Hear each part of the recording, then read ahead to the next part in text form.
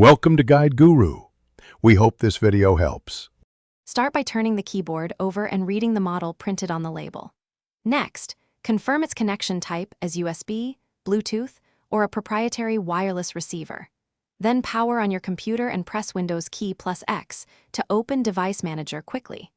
In Device Manager, expand keyboards and look for an exact model name or HID-compliant entry. Record any hardware ID shown in Properties under the Details tab for later searches. After identifying your model, search the manufacturer website using the model or hardware ID.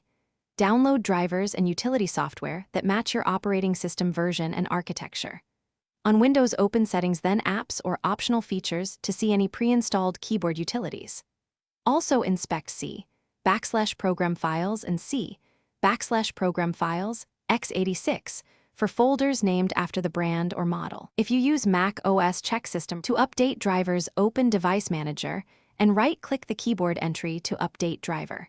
Choose Search Automatically or Browse My Computer for drivers if you downloaded files. Before changing drivers, export current settings when the utility allows a backup file.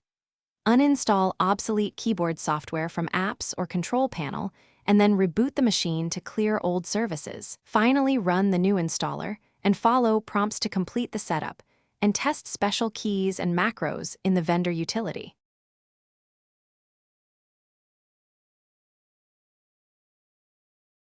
Thanks for watching.